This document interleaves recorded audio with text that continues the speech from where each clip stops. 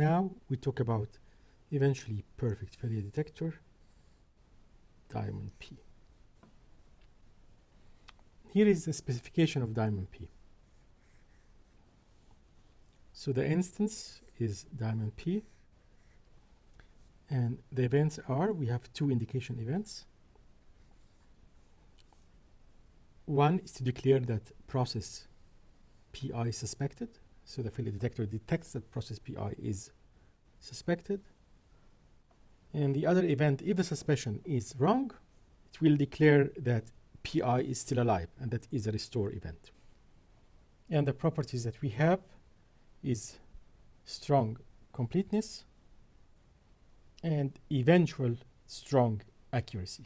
And by eventual strong accuracy, we mean no correct process is suspected by any correct process, but that happens eventually. So you might suspect a process, but that is correct, but eventually this will not happen.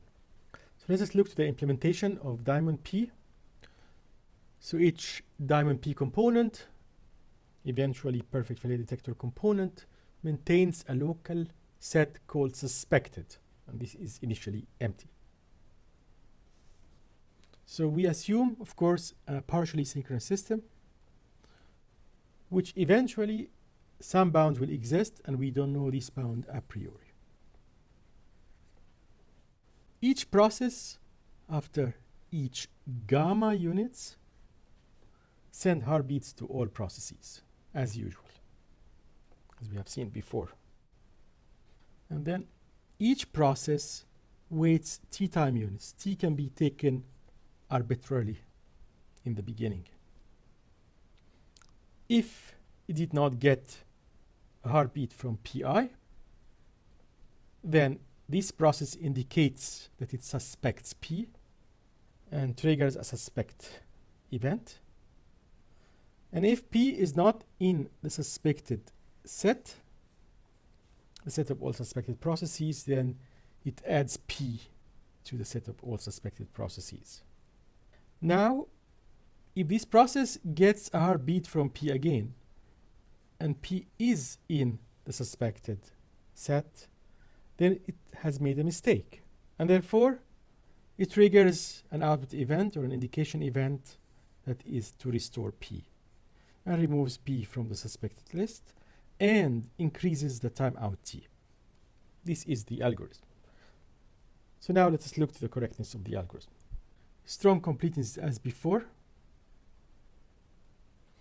because if a process becomes suspected and the current process did not get any heartbeats from that process anymore, then this process will continue to be suspected and detected. So strong completeness is guaranteed. And it is eventual strong completeness, because you can suspect and then restore, and then suspect and then restore, but eventually if the process really failed, then the last event will be a suspect event. Let us look to strong accuracy.